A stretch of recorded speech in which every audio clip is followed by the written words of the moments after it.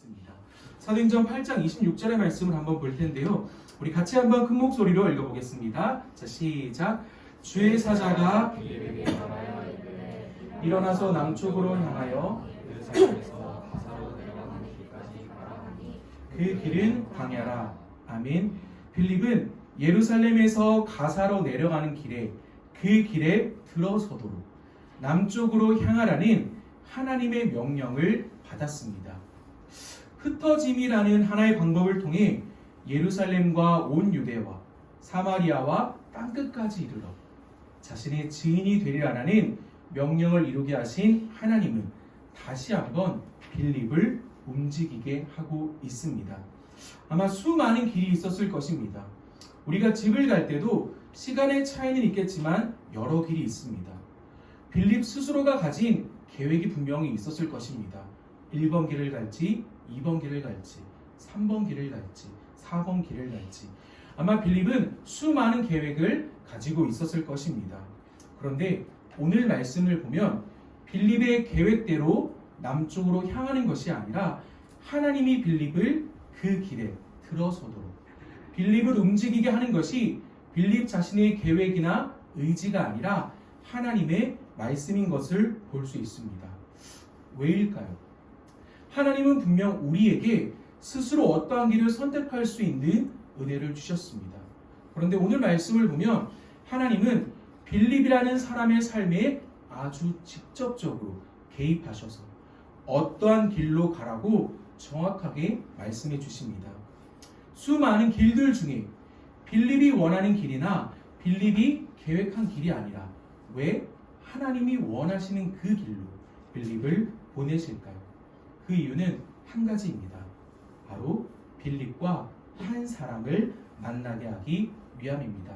제가 아까도 얘기를 했지만 이제 그 사람이 등장합니다.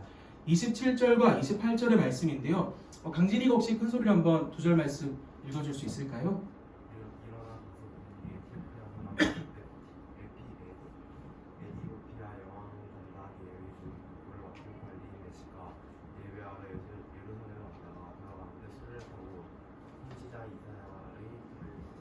아멘.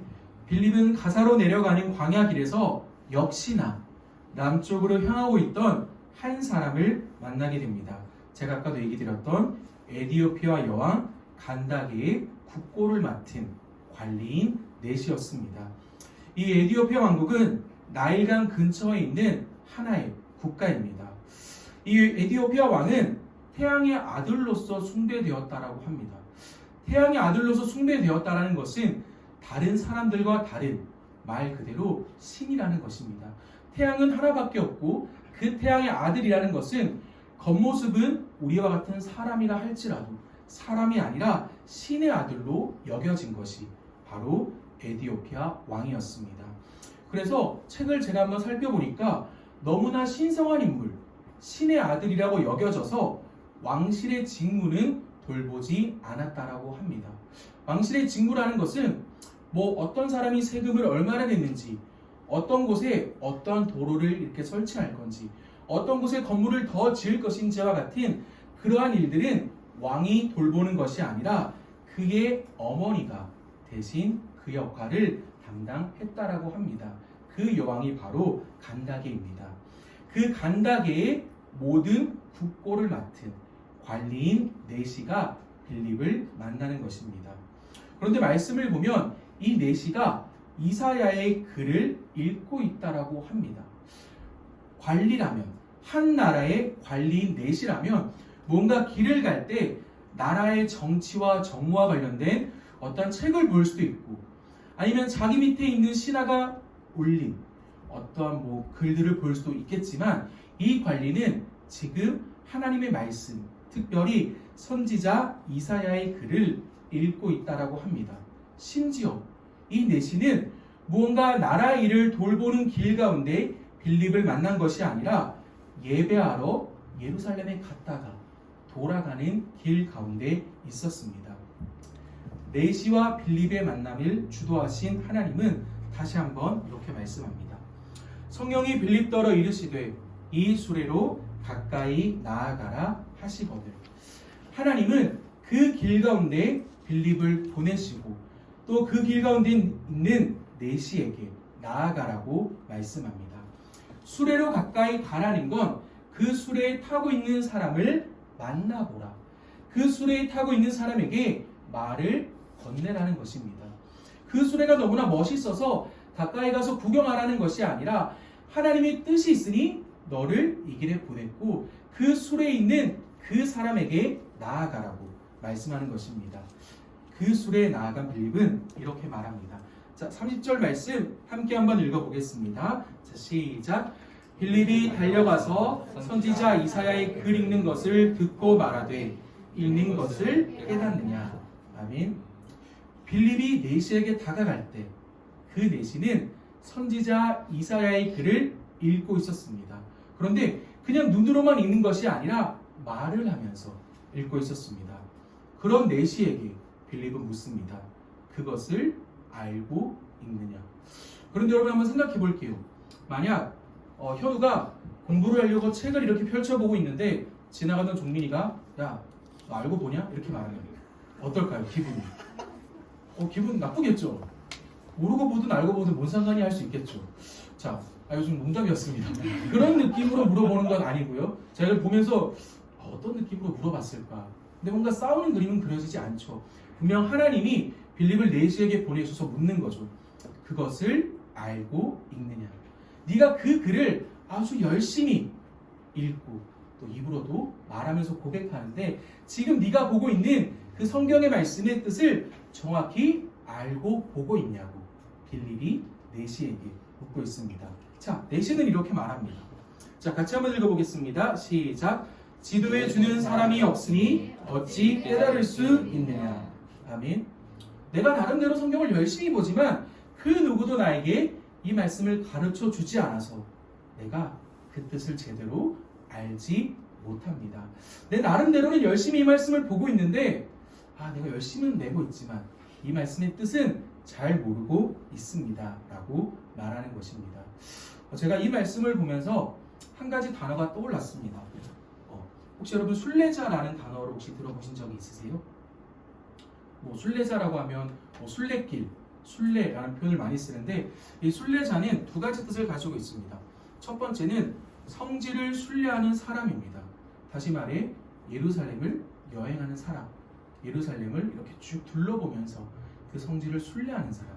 그리고 또 한 가지 단어는 하늘나라의 소망을 두고 그 본향을 바라보며 이 땅에서 나그네와 같은 자세로 살아가는 성도를 말합니다. 조금 비슷하지만 다르죠. 하나는 그저 걷는 겁니다. 저기가 대단한 곳이니까 한번 걸어봐야지. 또 다른 하나는 하나님의 백성으로서 살아가기 위해 애쓰는 사람을 순례자라고 합니다. 이 내시의 모습을 보면 예배하기 위해 예루살렘에 다녀온 사람이기 때문에 어쩌면 첫 번째 모습이 맞는 것 같아요. 남들 다 가는 예루살렘에 나도 한번 가봐야지. 그런데 이후에 그의 모습을 보면 그는 분명 말씀에 대한 궁금증과 또 그것을 들었을 때 확신하는 모습을 볼 수 있습니다. 분명히 말씀에 대한 갈급함이 있었습니다. 그 말씀의 뜻을 정확히는 몰랐지만 이 말씀이 대체 뭘까? 계속해서 궁금증을 가지고 있었습니다. 자, 그렇다면 내시가 눈으로만 보는 것이 아니라 소리를 내면서까지 알고 싶었던, 궁금했던 말씀은 무엇일까요? 바로 8장 32절의 말씀입니다. 자, 같이 한번 읽어보겠습니다. 시작. 그는 도살자에게로 가는 양과 같이 끌려갔고 조용함과 같이 그의 입을 열지 아니하였도다. 아멘. 이 말씀이 바로 내시가 그토록 궁금해서 입으로 목소리를 내가면서까지 읽었던 말씀입니다. 자, 혹시 여러분들 중에 이 말씀이 구약 성경 어디에 기록된 말씀인지 혹시 아는 친구 있을까요? 이건 제가 좀 큰 선물을 드려야 될 것 같아요. 좀 어려울 수 있는데 아마 성경책을 보는 친구면 성경책에 나와 있습니다. 이렇게 각주라고 기억 아니면 A나 표시가 되어 있어요. 한번 성경책을 한번 찾아볼까요? 이 말씀이 구약 성경에 어디 있을까요? 네, 강진이. 그 정도는 저도 아는데요. 네. 아까 선지자 이사야의 글을 읽었던 그 정도는 저도 알고 있습니다. 몇 장 몇 절일까요? 몇 절일까요? 지금 이사야를 가서 찾으면 너무 어렵고요. 이 말씀 밑에 보면 이렇게 표시가 되어 있습니다. 구약의 어디 말씀이다? 13장 7절. 어디 성경이죠? 네, 선지자 이사야의 글이니까 이사야 53장 7절에 있는 말씀입니다. 자, 53, 7절에 이런 말씀이 있습니다. 자, 같이 한번 읽어보겠습니다. 시작. 그가 곤욕을 당하여 괴로울 때에도 그 입을 열지 아니하였으며 마치 도시장으로 끌려가는 어린 양과 털 깎는 자 앞에서 잠잠한 양같이 그의 입을 열지 아니하였도다. 아멘. 메시가 그토록 궁금해하던 말씀은 바로 고난받는 주의 종. 우리는 사실 이 고난받는 주의 종이 누군지 알고 있습니다. 바로 예수 그리스도에 대한 말씀을 읽고 있었습니다. 그리고 예수 그리스도의 희생과 죽음을 통해 성취된 이 말씀을 지금 메시가 읽고 있었습니다. 자, 그런데 34절의 말씀을 보면 그 내시가 빌립에게 말하되 청컨대 내가 묻노니 선지자가 이 말한 것이 누구를 가리킴이냐, 자신을 가리킴이냐, 타인을 가리킴이냐. 내가 이 말씀을 정말 열심히 봤습니다. 그래서 어린 양에 대해서 내 나름대로는 많이 궁금해하고 말씀을 찾아봤는데 이 어린 양이 누군지 모르겠습니다 라고 빌립에게 묻는 것입니다. 그래서 묻습니다. 지금 이 어린 양이 혹시 이사야인가요? 아니면 다른 선지자인가요? 대체 선지자 이사야가 말하는 이 사람, 어린 양은 누구인가요? 라고 묻는 것입니다. 그런데 여기서 중요한 것이 있습니다. 메시는 몰랐지만 빌립은 알고 있었습니다. 왜냐하면 이사야의 이 말씀, 예언이 빌립의 시대에 실현되었기 때문입니다. 그리고 빌립 또한 그것을 알고 믿었기 때문에 지금 그 자리에 있는 것입니다. 자, 35절의 말씀입니다. 같이 한번 읽어보겠습니다. 시작. 빌립이 입을 열어 이 글에서 시작하여 예수를 가르쳐 복음을 전하니. 아멘. 알고 싶었지만 내지는 도무지 알 수 없었습니다. 구약의 선지자가 말하는 메시아에 대한 존재를 말씀을 보면서 머리로는 알겠는데 그 메시아가 누구인지 내시는 도저히 알 수가 없었습니다. 그러나 그 내시를 그 길 가운데서 만나게 하신 하나님은 빌립을 통해 내시가 그토록 궁금해하던 그 어린 양이 바로 예수 그리스도라는 것을 전하게 합니다. 더 놀라운 것은 그렇게 새로운 사실을 알았을 때 자기가 너무나 궁금했지만 알 수 없었던 그 사실을 빌립을 통해 알았을 때 내시는 그 자리에서 세례를 받고 예수 그리스도가 나의 주인 되심을 고백했습니다. 잠시의 멈춤도 없이 그렇습니다. 주님, 내가 그토록 궁금해하던 하나님의 아들은 바로 예수 그리스도입니다. 그 예수 그리스도를 따르는 하나님의 백성으로 살아가겠습니다. 그 자리에서 결단하고 세례를 받았습니다. 자, 이어지는 말씀은 39절입니다. 자, 같이 한번 읽어보겠습니다. 시작. 둘이 물에서 올라올새 주의 영이 빌립을 이끌어 간지라. 내시는 기쁘게 길을 가므로 그를 다시 보지 못하니라. 아멘. 빌립과 내시의 만남은 아주 짧게 그려집니다. 물론 성경에서 이렇게 짧게 그려진다라고 해서 정말 실제 만남이 이렇게 짧았을까라는 의구심이 들 수도 있지만 모든 상황을 봤을 때 아주 짧은 만남인 것을 볼 수 있습니다. 그런데 여기 말씀을 보면 주의 영이 빌립을 이끌어 간지라, 이끌어 가셨다라고 합니다. 우리가 보통 이끈다라고 말할 때는 반장이 우리 반 학생들을 이끌다, 우리 부모님이 나를 이끌어서 여행을 갔다, 뭔가 이렇게 손을 잡고 가는 그런 느낌인데, 여기 이끌어 가다는 어떤 뜻이냐면 강제로 취하다라는 뜻을 가지고 있습니다. 그래서 영어 성경을 보면 take by force라고, 정확하게 힘이라고 기록되어 있습니다. 그냥 손잡고 자 같이 가보지 않을래? 이게 아니라 정말 강제로 빌립을 이끌어 가신 겁니다. 빌립이 그곳으로 가는 것을 계획하지 않았다 할지라도 하나님은 빌립의 손을 이렇게 붙잡아서 이끌어서 자신의 계획대로 빌립을 이끌어 가신 것입니다. 이것이 뜻하는 것은 빌립과 내시의 만남이 그저 수많은 길을 가다가 가장 빠른 길로 가야지 하다가 만난 그런 우연한 만남이 아니라 만남의 시작부터 과정까지, 그리고 끝에서 이어지는 새로운 이야기까지 하나님이 그를 강제로 이끄셔서 그 만남을 이루게 하셨다라는 것입니다. 우연히 그 길에서 만나서 예수 그리스도를 전하고, 우연히 그 길에서 예수 그리스도를 만나서 세례를 받은 것이 아니라 그 모든 길에 take by force, 강제로 취해서 강제로 데리고 가서 하나님이 빌립과 내시를 만나게 하신 것입니다. 자, 그리고 이어지는 말씀은 4절 말씀입니다. 자, 같이 한번 읽어보겠습니다. 시작. 빌립은 아소도에 나타나 여러 성을 지나다니며 복음을 전하고 가이사랴에 이르니라. 아멘. 빌립은 자신의 계획대로 움직인 것이 아닙니다. 하나님이 그를 강제로 붙잡으셔서 이끄셨습니다. 이제 빌립은 자신이 있던 가사에서 북쪽으로 한 30km 떨어진 아소도로 향합니다. 그리고 이어서 가이사랴라는 곳에 가서 복음을 전합니다. 이렇게 오늘 말씀은 끝이 납니다. 하나님께서 빌립을 이끌어 가셔서 내시를 만나게 하시고 예수 그리스도를 전하게 하시고 세례를 베풀게 하시고 그를 다시 이끄셔서 가이사랴로 빌립을 보내셨다라는 것으로 사도행전 8장의 말씀은 끝이 납니다. 어쩌면 여기서 빌립이라는 사람의 이야기가 끝나는 것 같습니다. 그런데 이 빌립이 이후에 다시 등장합니다. 사도행전 21장의 말씀인데요. 우리 같이 한번 읽어보겠습니다. 시작. 이튿날 떠나 빌립의 집에 들어가서 머무르니라. 아멘. 약 20년이 흐른 후에도 빌립은 여전히 가이사랴에서 복음을 전하고 있습니다. 시간이 지나서 이전에는 내가 하나님께 강제로 붙들려서 복음을 전했지만 이제 시간이 지나고 내가 나이가 들었으니 이제 내가 원하는 삶을 살아야지 라고 기록된 것이 아니라 전도자 빌립으로 그는 여전히 살아가고 있습니다. 자신을 부르신 이후에 합당한 삶을 여전히 시간이 지났지만 이전과 동일하게 하나님이 나의 주인 되시니 그 하나님을 여전히 전하는 삶을 살아가고 있는 것입니다. 오늘의 이야기를 한번 정리해 보겠습니다.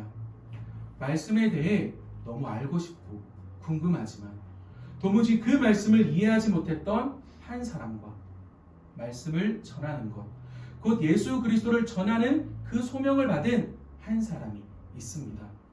전혀 다른 삶을 살아온 두 사람이 한 길에서 만납니다. 말씀을 궁금해하는 사람과 말씀을 전하고자 하는 사람의 만남은 이루어질 수만 있다면 그보다 좋은 것은 없을 것입니다. 한 사람은 말씀이 너무나 궁금하고 한 사람은 말씀을 너무나 전하고 싶으니까 이 두 사람이 만날 수만 있다면 이보다 좋은 일이 없을 것 같습니다. 그런데 여러분 생각해 보세요. 사람의 만남이 결코 쉬운 것이 아닙니다. 원하는 시간에, 원하는 장소에 그 어떠한 소통도 없이 만나는 게 쉬울까요?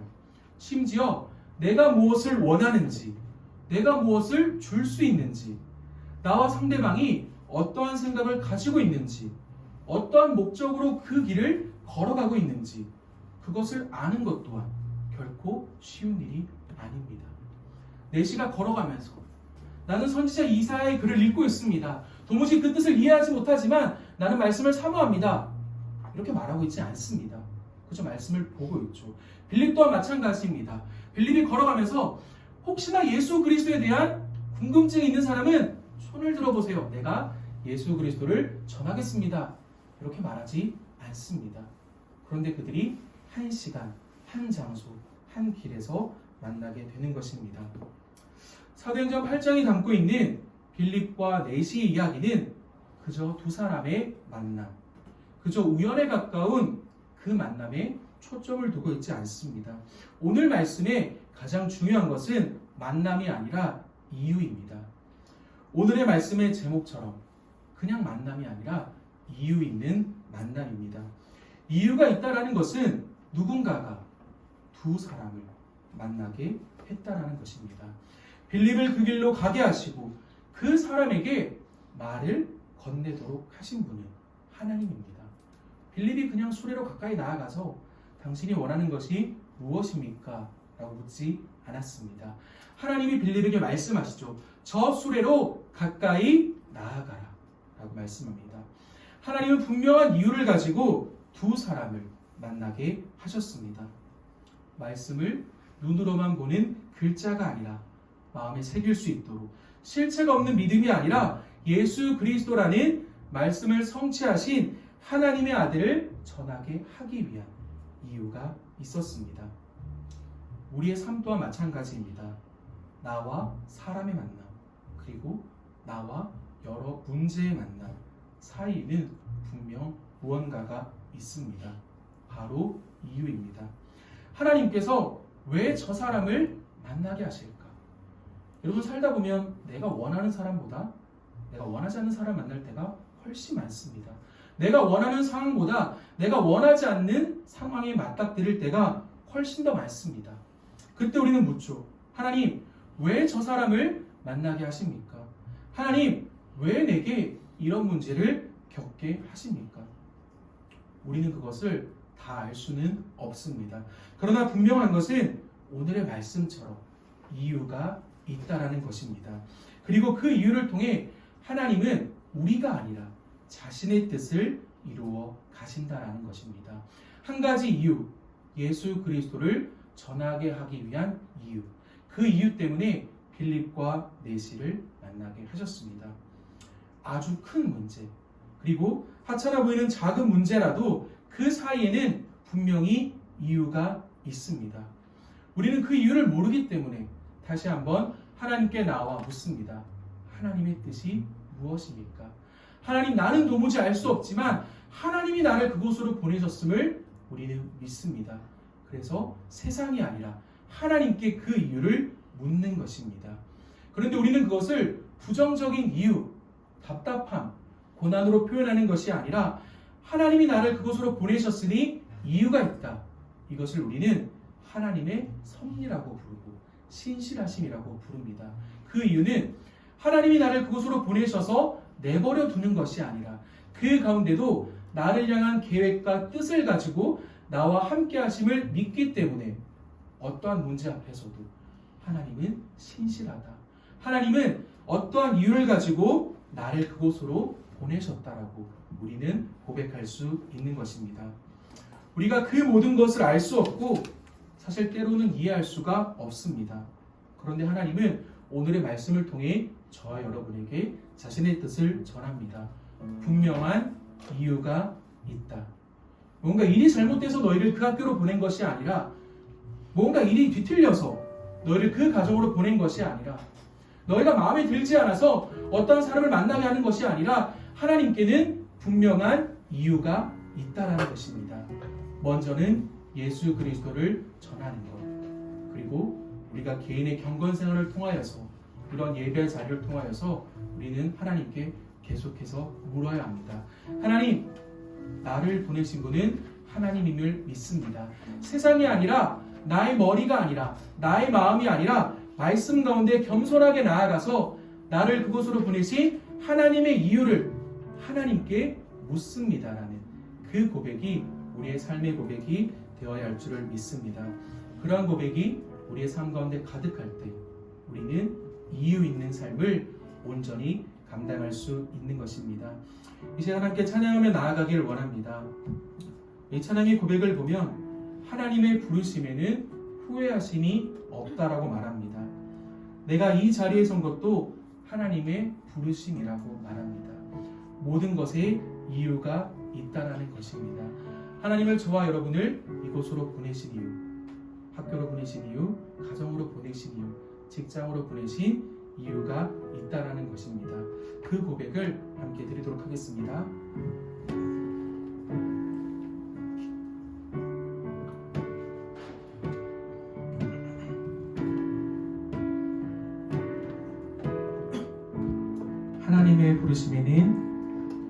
하나님의 부르심에는 후회하심이 없네. 내가 이 자리에 선 것도 주의 부르심. 하나님의 부르심에는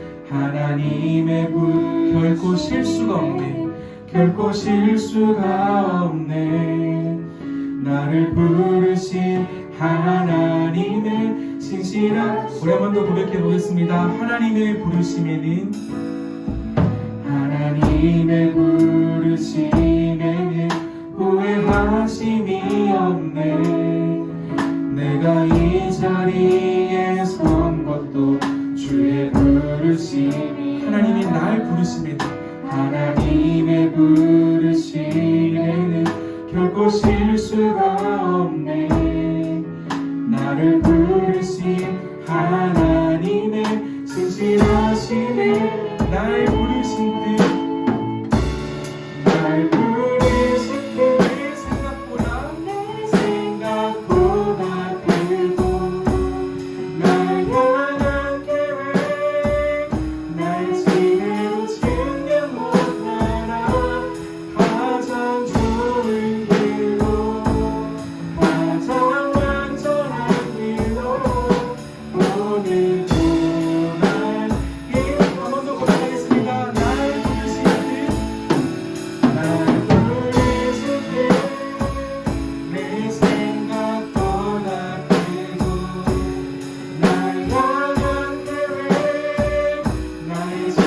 지혜로 측량 못하나 가장 좋은 길로 가장 완전한 길로 오늘도 날 우리 목소리로 고백해 보겠습니다. 날 부르신 뜻 날 부르신 뜻 내 생각보다 크고 날 향한 계획 나의 지혜로 측량 못하나 가장 좋은 길로 가장 완전한 길로 오늘도 날 이끄심 있네. 진짜 말씀을 생각하며 함께 기도하며 나아가기를 원합니다. 우리가 정말 다 알고 싶은데 다 알 수 없는 것이 또 하나님의 뜻입니다. 그런데 우리가 다 알지 못해도 가장 선하고 완전한 것이 또한 하나님의 뜻입니다. 우리가 살다 보면 왜 하나님이 나를 저곳으로 보내셨을까? 하나님이 왜 이런 문제 앞에 나를 두셨을까? 하나님을 원망할 때가 있습니다. 그리고 어떻게든 그곳에서 이겨내려고 세상의 방법을 찾아 발버둥칠 때도 있습니다. 그런데 오늘 말씀을 보면 하나님께는 분명한 이유가 있다라고 우리 가운데 말씀합니다. 좋은 길에도 때론 어려운 길에도 하나님은 이유를 두시고 저와 여러분을 그 길에 세워두신다라고 말합니다. 우리가 해야 할 것은 무엇일까요? 때로는 이해하지 못하고 때로는 어렵더라도 하나님 앞에 나아가야 합니다. 나를 그 길에 두신 분은 하나님이기 때문에 세상으로 나아가서 성공하고 세상으로 나아가서 방법을 찾는 것이 아니라 방법은 오직 하나님께 있다는 것을 우리는 깨달아야 합니다. 세상으로 나아가서 발버둥치는 것이 아니라 세상으로 나아가서 어떻게든 이겨보려고 열심을 내는 것이 아니라 나를 그 길에 두신 분은 하나님이기 때문에 하나님에게 이유가 있기 때문에 우리는 다시 한번 겸손하게 말씀 앞에 나아가고 예배 자리에 나와서 하나님께 묻는 것입니다. 하나님이 나를 그곳으로 보내셨음을 믿습니다. 하나님께서 나를 그 사람과 만나게 하셨음을 믿습니다. 하나님께 이유를 묻는 것입니다. 이 시간 기도할 때 하나님, 세상이 아니라 하나님께 나아가게 하여 주시옵소서. 세상의 방법을 갈급하며 찾는 것이 아니라 하나님의 말씀을 갈급한 심령으로 찾았던 그 내시처럼 잘 모르고 어렵더라도 그럼에도 불구하고 예배 자리로 나와서 하나님의 뜻을 구하게 하시고 하나님의 계획을 온전히 순종함으로 하나님과 함께 그 길을 걸어가는 하나님 안에 이유가 있음을 고백하는 하나님의 자리의 삶을 살아갈 수 있도록 하나님 우리를 붙잡아 주시옵소서. 함께 주여 한번 부르짖고 기도하도록 하겠습니다. 주여, 하나님 이 시간 우리를 불러주셔서 하나님의 말씀 앞에 서게 하심에 너무나 감사합니다. 우리를 이곳으로 불러주신 분도 하나님이심을 믿습니다. 우리를 말씀 앞에 서게 하신 분 하나님이심을 믿습니다. 하나님, 우리 앞에 놓이신 문제가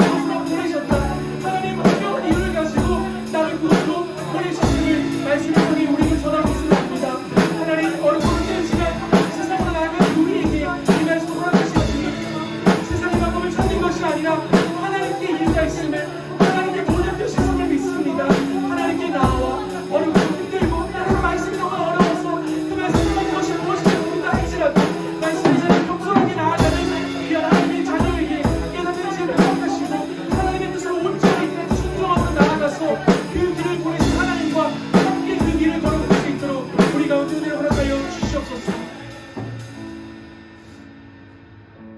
하나님 아버지, 너무나 감사합니다. 우리를 예배의 자리로 불러주시고 세상이 아니라 하나님의 말씀 앞에 서게 하심에 너무나 감사합니다. 하나님, 삶이라는 그 길이 너무나 어렵습니다. 학업에 지쳐있고 관계의 문제로 어려움이 있고 또 직장의 여러 문제로 말 못할 고민들이 너무나 많습니다. 하나님, 때로는 하나님을 원망합니다. 하나님, 왜 나를 그곳으로 보내셨습니까? 하나님, 왜 나에게 그 문제를 만나게 하십니까? 라고 하나님을 원망할 때가 있습니다. 그런 우리에게 오늘 주시는 이 말씀이 하나님을 원망하고 하나님을 부정하는 말씀이 아니라 하나님이 나를 그곳으로 보내셨고 그 길 가운데 나와 함께 하시고 분명한 이유가 있어서 하나님의 뜻이 있어서 나를 그곳으로 보내셨다라는 귀한 깨달음이 있는 말씀이 되게 하여 주시옵소서.